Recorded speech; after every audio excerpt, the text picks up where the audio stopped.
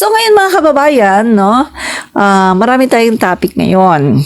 So, unahin po muna natin itong topic natin mga kababayan. Etong tungkol po kay Kibuloy, no? Kasi meron yung whistleblower po, no, ng Kingdom of Jesus Christ ay siya nga po mga kaibigan ay nagsabi na, so pakinggan po natin yung whistleblower. Iniaalok pa sa iba yung mga victims? Yung ano lang po, hindi naman lahat, no. Actually, itong information na ito na inaalok sa mga very close friends lang ni Kibuloy, no. Like for example, dating Pangulong Duterte, inaalok kung sino yung meron silang gugustuhan na isa sa mga pastoral ay binibigay ni Kibuloy. At Ganon? sa iba pa ng mga close and friends ni Kibuloy na nasa kapangyarihan. Meron hong nagkwento sa inyo, umamin sa inyong victim na sila'y inialok din o ano tawag ba doon? Ipinasa kay dating Pangulo, nabanggit nyo, dating Pangulong Duterte? Yes po. Can Yes, you, sir. Very meron po. Meron. nagulat ako doon Ako din. Medyo So mga kaibigan, ginagawa naman talaga yan ng mga malalaking tao, no? Yung mga regalo, no? Na yung iba nagre-regalo ng babae, lalo na kapag ganyan talaga yung kanilang kalakaran, yung mga medyo mahihilig, no? So, yan, ginagawa yan. Pero, para iregalo mo yung member ng Kingdom of Jesus Christ, ano ba yung mga yon? Mga prostitute ba yon? Diba? Nakuha niyo mga kaibigan yung ibig kong sabihin. Kasi ang alam ko, yung mga ganito, yung mga prostitute usually, mga nireregalo. Pero, yung mga member mo, ireregalo mo doon sa mga malalapit na kaibigan, parang, so ginawa mo talaga silang prostitute. Ginawa mo silang prostitute, pagkatapos mo silang galawin, ay bibigay mo naman sila sa iba.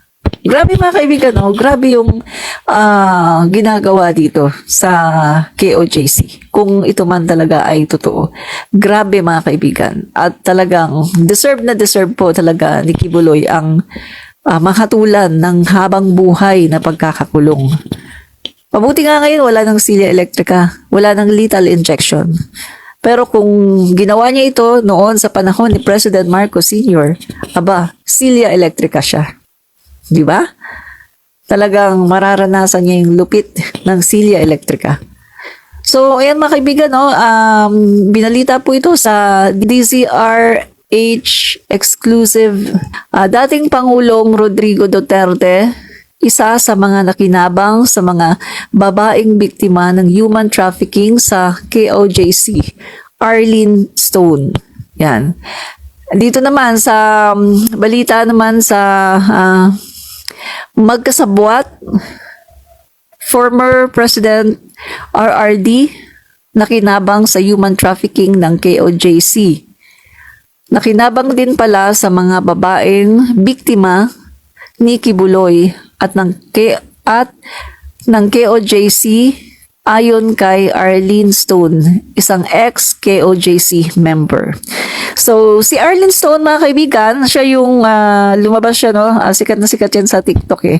Lumabas siya noon pa, mga kaibigan, para magsalita at sinabi niya yung mga nangyayari nga sa Kingdom of Jesus Christ. At sa nakita natin, mga kaibigan, sa lahat po ng kanyang mga isinuwalat ay wala pong fake news. Sa lahat po ng isinuwalat niya, lahat po ay totoo. Tulad nung sinabi niya na pinamamalimos sila. Nag-hearing sa Senate at lumabas mga kaibigan na maraming nagrereklamo na pinapamalimos nga sila. Diba? So, totoo. At ano pa yung sinabi niya?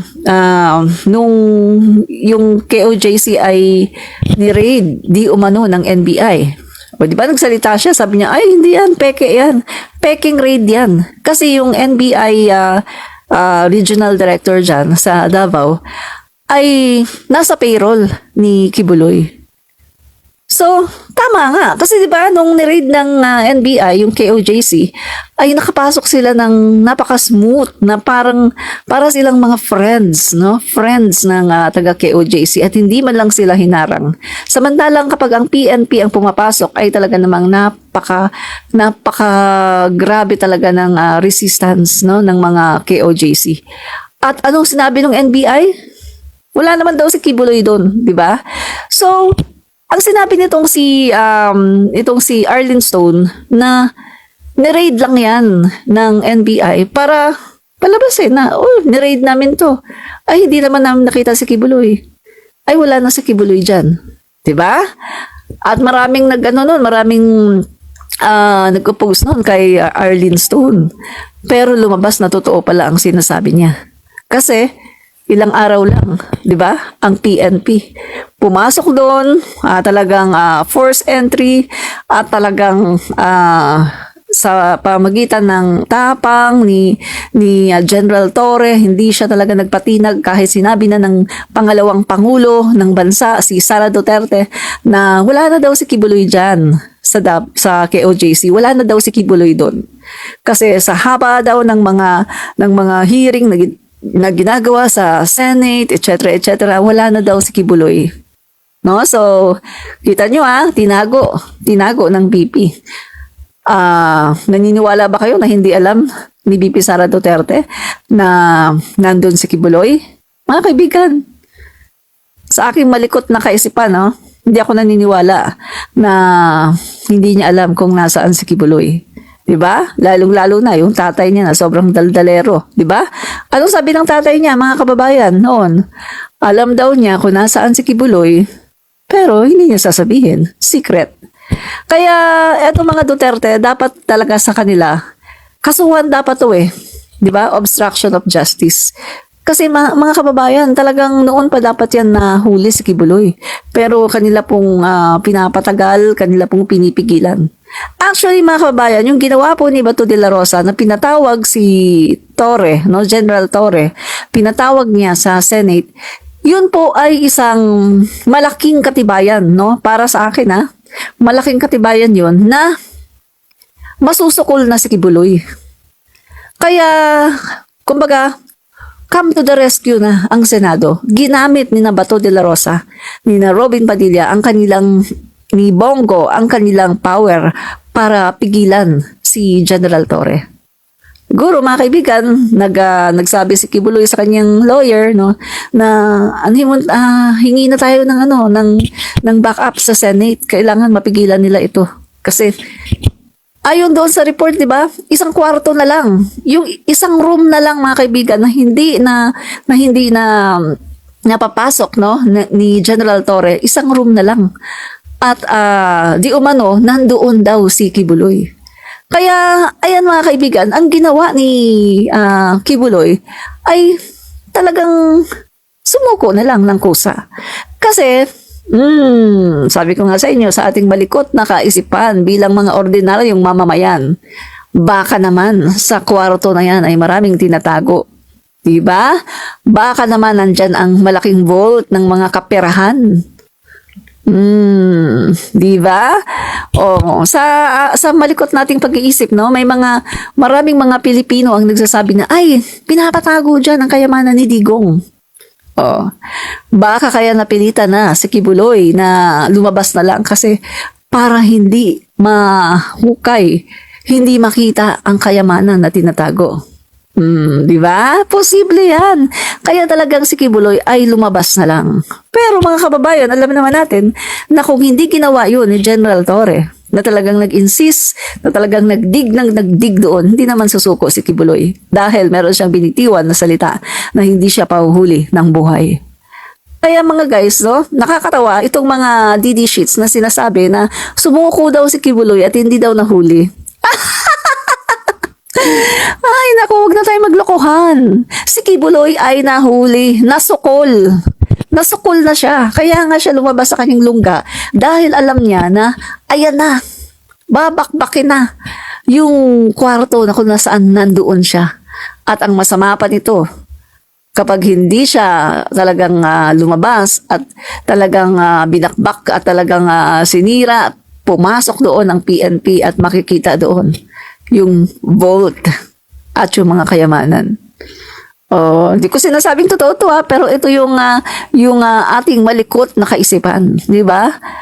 Kaya sumuko na lang. Di ba mga kababayan? Oh, yung sinasabi ko sa inyo, di ba?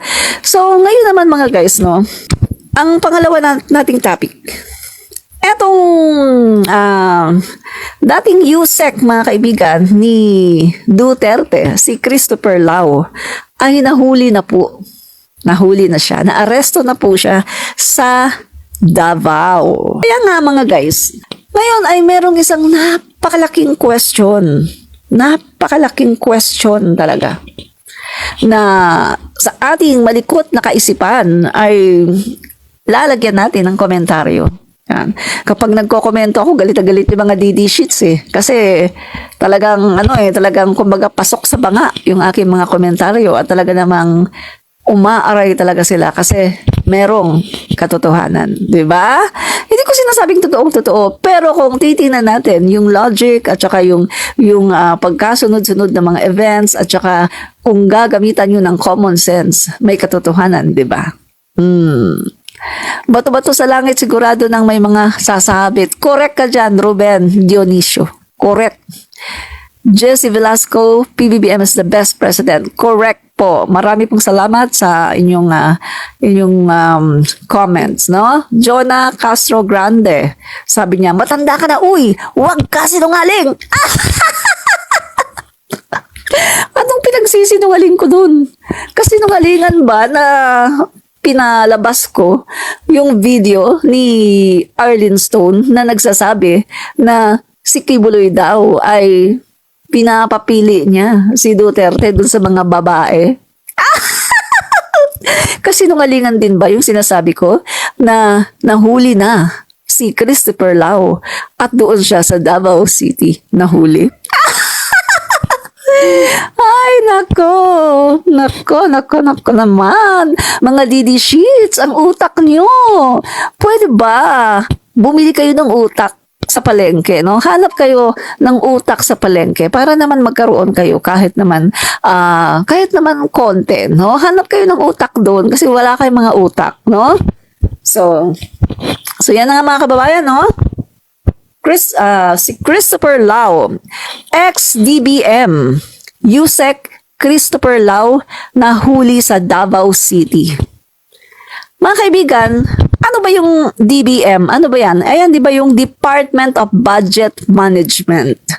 Diyan ka nga talaga magtataka na, mga guys, talagang ang inilagay pa talaga ni Duterte sa isang ahensya na may kinalaman sa budget ay ito pa talagang Christopher Lau. Diba?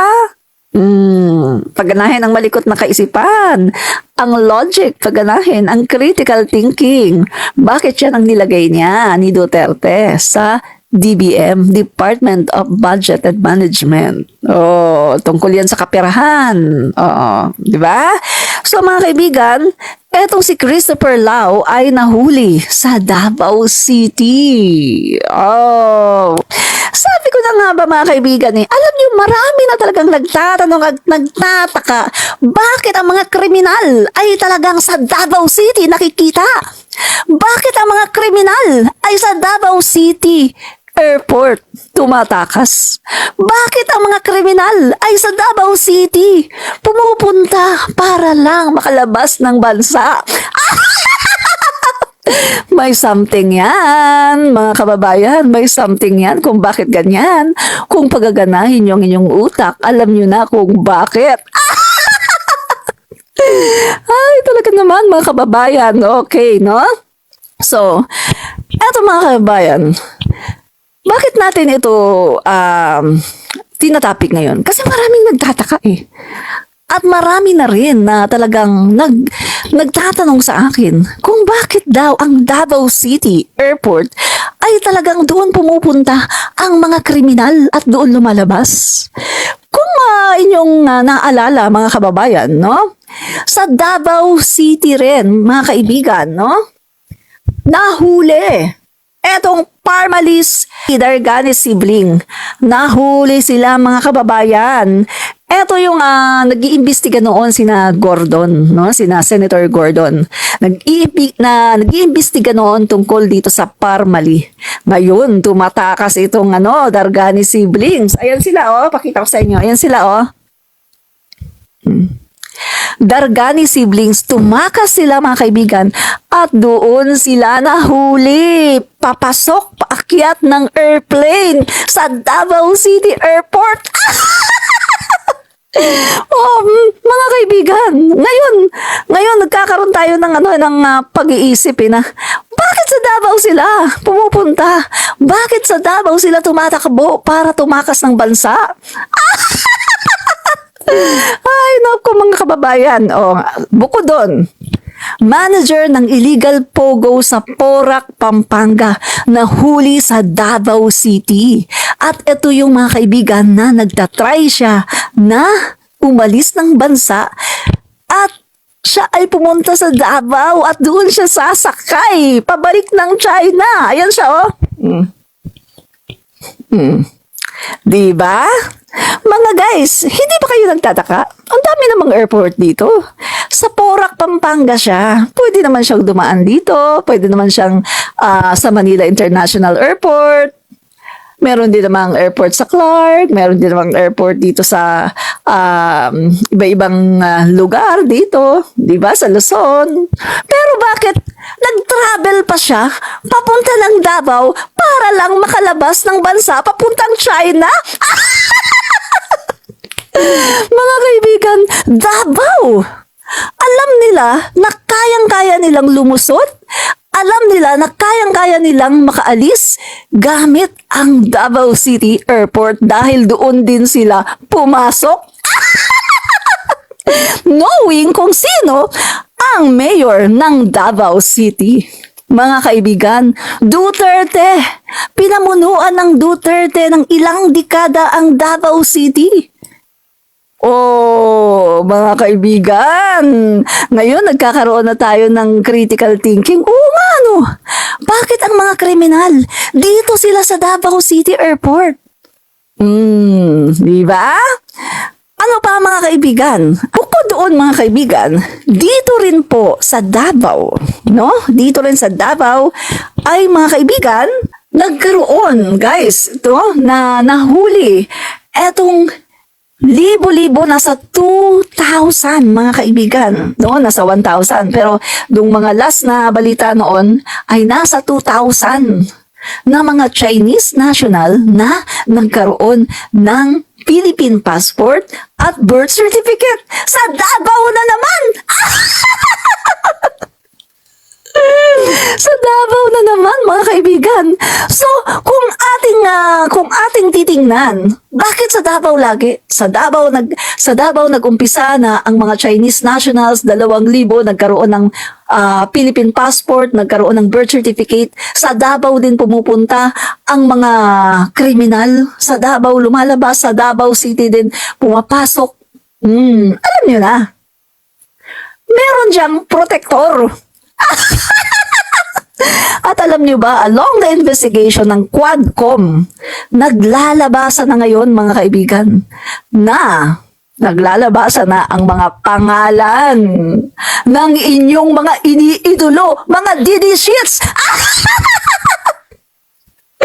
Ay, naku, nakakatawa naman talaga mga kababayan. So, ayan ba ang inyong mga iniidolo? Yan ba ang mga iniidolo nyo na nasasangkot sa illegal pogo? Nasasangkot sa illegal drugs? Nasasangkot sa mga extrajudicial killings? Yan ba talaga ang inyong mga iniidolo, mga walang moralidad, mga tao na sangkot sa mga kriminalidad at naging dahilan kung bakit dumami ang krimen dito sa Pilipinas? Dahil merong proteksyon nila, 'di ba? Kaya mga kaibigan, no? Mga guys, magpasalamat tayo dahil naputol na ang pamumuno ng mga Duterte. Dahil kung hindi, mga kaibigan, aba talaga naman. Guys, puro tayo pogo ngayon. Puro tayo kriminalidad ngayon. Torture, kriminalidad, kidnapping, prostitution. At puro tayo ngayon mga talaga namang mga shabu, pumapasok sa ating bansa, cocaine, drugs, mga kaibigan.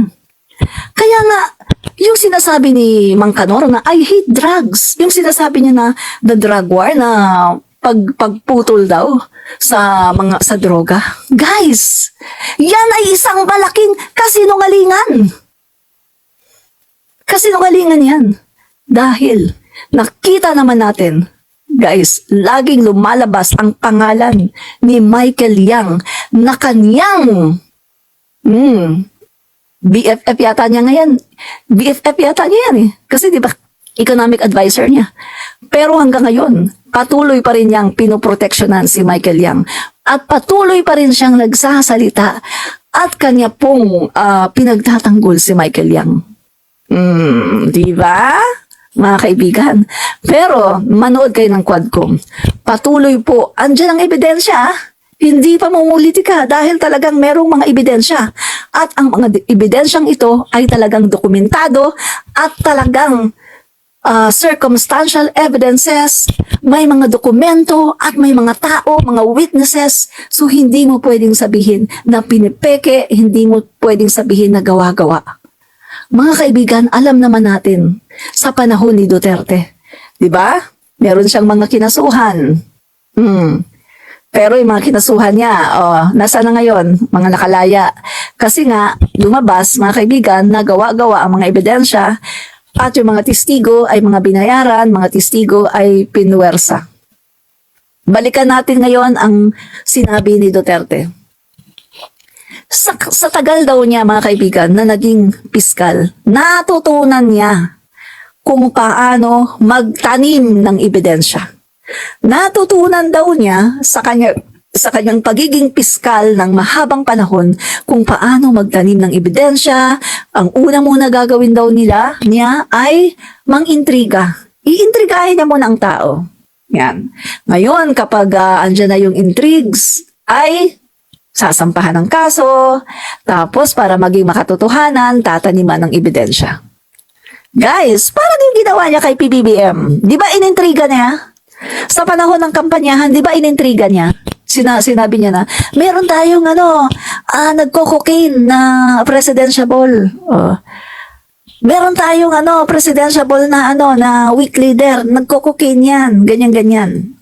Di ba? Intriga.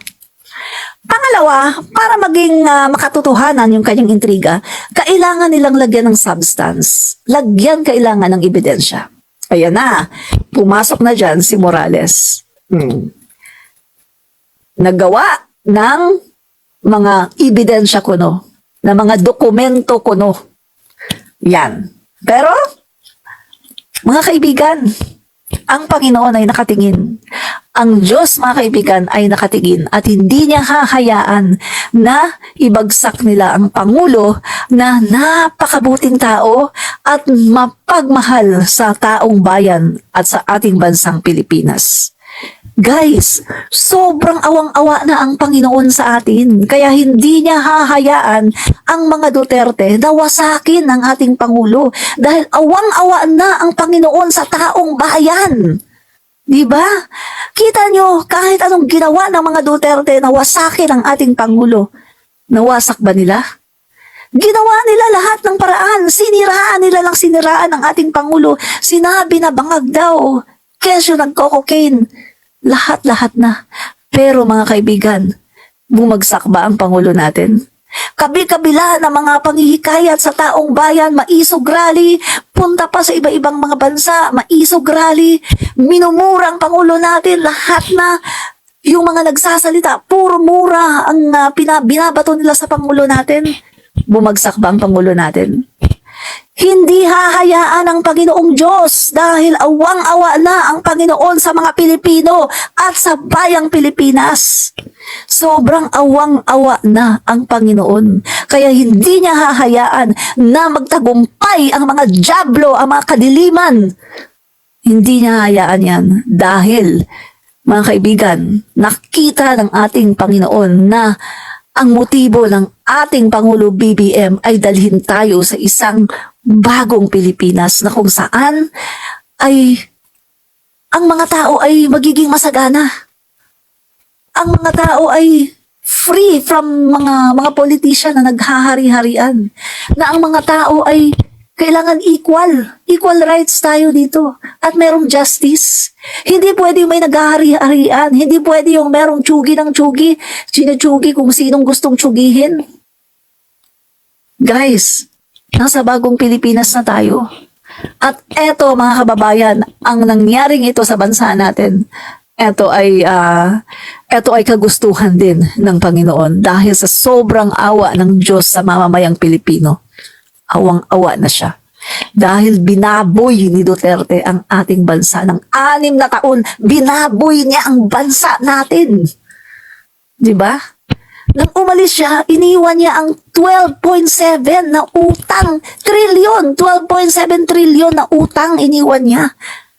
Mga kaibigan, anong sabi ng administrasyon ni PBBM pag upo nila? Ngising kong duling, walang iniwan. Sinimot ang kaba ng bayan ni Duterte at nag-iwan ng 12.7 trilyon na pagkakautang. Grabe ang ginawa ni Duterte sa ating bayan. Binaboy niya ang bayan natin, maging ang Malacanang. 'Di ba? Nagpupunta ang mga bugaw, ang mga bayrang babae, 120, isang babae. Grabe. Grabe mga kaibigan. Nakita nyo ngayon, naglalabasan na ang kanilang kabulukan. At dahil sa paglabas ng kanilang kabulukan, mga kababayan, katulad na rin ng paglabas ng kabulukan ni Sara Duterte. Ayan. Anong ginagawa ni Sara ngayon? Diversionary tactics. Siya, inaatake niya ang mga kongresista, ang Congress, at sinasabi niya na siya daw ay pinopolitika. Pero kung titignan naman natin, pupolitikahin ba siya? Ay nakita mo naman na COA mismo ang nagsabi na meron siyang mga misuse na mga funds at may mga hindi tama na mga pinaggamitan, hindi tama na paggasta. Misuse nga misuse of funds. Merong mga disallowance. Tapos sasabihin niya, yun ay pamumulitika. Hello! Sabihin mong pamumulitika yan kung walang issue. Sabihin mong pamumulitika yan kung wala naman talagang nakita ang COA. Pagkatapos gumawa-gawa lang ng issue ang Congress. Yun ang pamumulitika. Kaso, sa nangyari ngayon, hindi yan pamumulitika dahil malinaw na merong issue. Meron kang mga funds na hindi mo nagamit ng maayos. At yung programa mo, guys alam niyo sa totoo lang wala talaga siyang concern sa taong bayan. Wala talaga siyang ka-concern sa ating mga mag-aaral. Nakita niyo mga kaibigan, yung confidential funds, ginastos ng napakabilis na panahon. Pero yung budget ng DepEd, mga kaibigan, hindi na-utilize. Hindi na-gastos. Napakakaunti lang ng ginastos. So, ibig sabihin mga kaibigan, hindi niya ginamit yung pera para talagang matugunan yung masolusyonan yung mga problema ng DepEd. Ang daming problema ng DepEd pero hindi niya ginalaw yung pera. Kaunting-kaunti lang talaga ang ginamit. Pero pagdating sa confidential funds, ubos na ubos kasi yung confidential funds gagastusin lang niya. And then walang accountability, walang resibo, confidential funds Pero yung budget mismo sa DepEd na kailangan na merong resibo, kailangan makita na may accountability. Guys, hindi man lang niya ginalaw. Ang nagalaw lang niya ay napakakaunti lang. Samantalang ang daming problema ng DepEd. So dito makikita natin na wala talaga siyang kaamor-amor sa mga kababayan natin. Wala siyang kaamor-amor sa mga kabataan natin, mga kaibigan, na mga mag-aaral. Wala siyang concern, mga kaibigan. So tama lang talaga yung ginawa namin noon na pinalayas namin siya sa DepEd at nagtagumpay kami doon sa aming rally na pinalayas namin siya sa DepEd. Tama lang talaga yun. Hindi talaga siya nababagay sa DepEd kasi tamad siya. Tamad! Di ba sabi nga ni Saldico, never pumasok sa DepEd si Sara Duterte. Never pumasok kahit isang beses. Tamad! Kaya naman pala ganun yung DepEd. Kaya naman pala ang daming nakita ng mga katiwalian. Kasi nga, tamad siya eh. Never siyang pumasok. Pero wag ka. Merong siyang time para akyatin yung 3 bundok dyan sa Mindanao. Di ba? May time siya para sa photo off, magti-tree planting, pagkatapos pipicturan siya. May time siya pumunta dun sa at magtanim-tanim ng gulay. Hello, gawain ba yan ng DepEd? Ang daming problema ng DepEd. Kaya naman pala hindi niya naasikaso at hindi niya nasolusyonan ang problema ng DepEd dahil iba ang inaasikaso niya. Diba? So mga kababayan, eto masasabi ko kapag sa ngayon nakikita mo, no, halimbawa Duterte supporter ka, nakikita mo na lahat ng mga katiwalian, lahat ng lumalabas sa mga baho nila pero Duterte supporter ka pa rin. Ito lang ang masasabi ko. Ikaw ay isang napakalaking tanga. Napakalaking bobo. At ang iyong utak iniwan mo sa closet mo. Ang tanga-tanga mo, bobo. Yan. Wala kang karapatang mabuhay sa mundo. Ang tanga-tanga mo. Diba? Kasi meron pa rin tayo mga kababayan na napakatanga eh. Kahit nakikita na nila kung gaano ka-evil itong mga Duterte na to. Pero, himod pa rin sila sa puwet. Diba? Mga kababayan, ipagpatuloy nyo lang ang maging tanga. No? Mga DD sheets. Sige, ipagpatuloy nyo lang. Total naman, 16% na lang kayo. At yung iba dyan, sa 16% na yan, ay na-open na rin ang mata.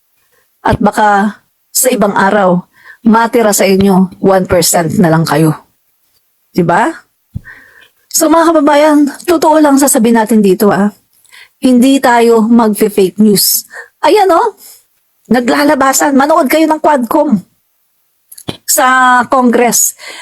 Alam niyo, yung mother kong senior citizen yun 80 years old. Ang sabi ng mother ko, mabuti pa itong mga kongresista, matatalino. Ang gaganda ng mga tanong, ang gagaling nilang magpalabas ng mga talagang mga nangyayari. Ang galing nilang mag-interpolate. Diba? Samantalang yung Senado daw, mga bugok daw, mga bobo. Mother kong senior citizen napansin ng mother ko na senior citizen. Kasi yung mother ko, mahiligan manood ng mga hearing Sabi niya, iano mo dun sa hearing. Ayan, pag may hearing, sige, ko yung cellphone niya dun sa hearing. Manonood yan. Senate. Tapos pag sa Congress. Kaya nakikita niya yung diferensya. Ang sabi ng mother ko, yung mga senador daw, wala daw mga kwenta yung mga tinatanong. Minsan daw, mapipili mo lang daw yung mga magagaling, mga matalino, pero halos lahat daw yung mga nagtatanong doon, ang papangit daw ng mga question, hindi daw magagaling, pagkatapos galit na galit daw, pagkatapos yung kanilang mga tinatanong, tinatakot, ay paano nga naman daw sasagot ng tama kasi tinatakot. Alam, senior citizen na yung mother ko pero nakikita niya yung kaibahan ng Congress at ng Senado. So nakikita ng mother ko, ang tatalino daw ng mga kongresista. Kaya ngayon, doon siya palagi sa Congress. Yun ang palagi niyang pinapakinggan, mga hearing ng Congress. Kasi nakita niya ang kaibahan na mga bobo daw yung mga senador at yung mga kongresista matatalino. Diba? Totoo naman Kasi, syempre, mga kaibigan, palagi rin ako nakakapunta ng Congress at nakakapanood ng mga hearing. So, kita ko yun. Matatalino talaga ang mga kongresista ngayon. Di ba? Kahit naman na dati mga kaibigan mga kongresista talaga matatalino. Pero 'di ba sa panahon ni President Marcos Sr. Matatalino ang kongresista, matatalino din ang mga nasa Senado. Pero ngayon, sino yung nasa Senado? Bato de la Rosa, bugok. Bongo, bugok. Robin Padilla, isa pang bugok. 'Di ba? Mga bugok yan Pagkatapos, naglalabasan din mga pangalan nila ngayon. Diba? Mga protector. At ito pa, mga kaibigan lumabas na rin ang pangalan ni Digong. Kasi, umamin mismo yung babae na may relasyon pala kay Digong. Umamin mismo na si Digong nga ang nag-order na itsugi yung 3 Chinese na nasa kulungan. Diba? So mga kaibigan, naglalabasan na lahat ng mga baho ng mga Duterte. I-connect natin. Yung mga nahuhuli, nasa Davao. Yung Pogo manager, pumunta pa ng Davao, nag-effort pa para lang makatakas. Doon siya dadaan. Mabuti na lang. At talagang nahuli din.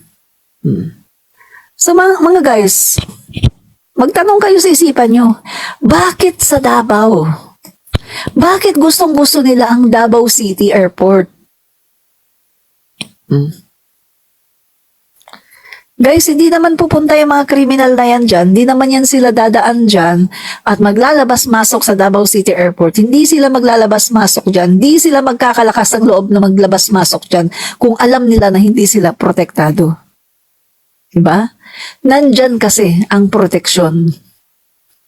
Kaso nagkamali sila kasi PBBM na to PBBM administration na to Kaya nga diba anong ginawa? Pinagpapalitan yung mga pulis doon. Nakailang balasa. Kasi, alam ng administrasyong to na yung mga pulis na nandoon noon ay may mga loyalty na yan sa mga Dutertes. At malamang sa malamang, gamit na gamit yan sila sa AJK.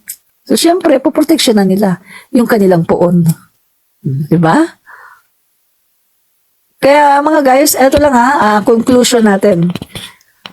Ito, hindi ko sasabihin na ito talagang totoo yung sinasabi ko na na siya yung nagpoprotekta diyan, si Digong, no? Para hindi tayo alam niyo naman, 'di ba? Para hindi tayo malibel. Pero, mga kaibigan, ito conclusion ko lang bilang isang Pilipino na nakakapag-isip ng tama, nag-aanalisa ng tama. Mga kaibigan, tingnan mo ang mga illegal kontrabando sa Davao Port pumapasok.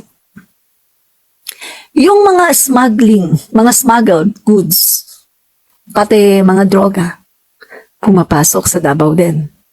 Diba? Davao Port. Yung mga tao, mga Chinese nationals, dyan din sila nagtambakan, pumapasok sila dyan.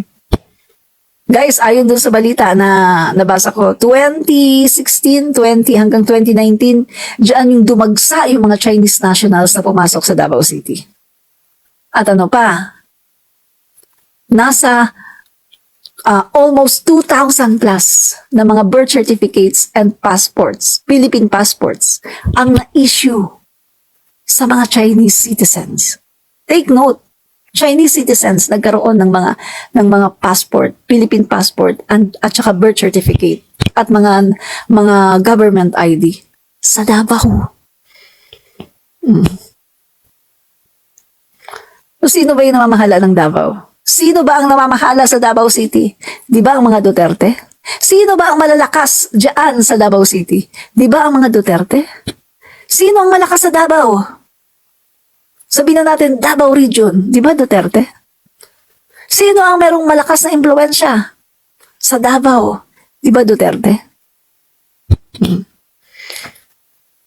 at napag-alaman doon sa mga tao, mga Chinese national na nagkaroon ng birth certificate at Philippine passports, marami doon ang nagtatrabaho sa Pogo Hub ng Pampanga. And mind you, Alice Go. Si Alice Go, si Gua Haping ba yun? Ay, may picture sa bahay mismo ni Duterte. Groupie. Kasama yung sa Comelec. So, tama pala yung sinasabi ni Alice Go na tinulungan siya ni Duterte para makatakbo sa eleksyon. At malamang, tinulungan din siya para manalo. Di ba? May picture sila sa bahay. Groupie. So guys, konklusyon natin.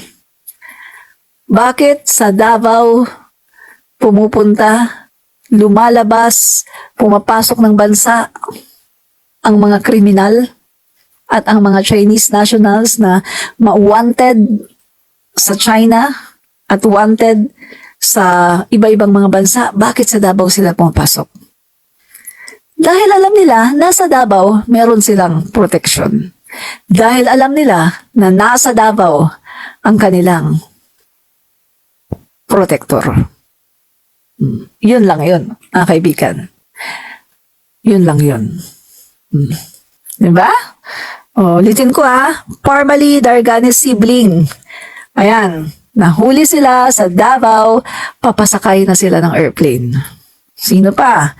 Manager ng illegal pogo sa Porac na huli sa Davao City. Sino pa? Christopher Lau. Wanted din ito pinaghanap din siya kasi dahil dun sa Parmali scandal sa Davao din nahuli. Sina Alice Go. Saan lumabas sina Alice Go? Papuntang Malaysia. Doon din. Sa Davao din. Nagbangka. Sumakay ng bangka nga, no? Papuntang Malaysia. Pero syempre, bangka na hindi yung napakaliit. Yun daw ang sinakyan papuntang Malaysia. So alam na natin kung bakit sa Davao sila. Dahil sa Davao, nandyan ang protector. Admin Rich po. Bye!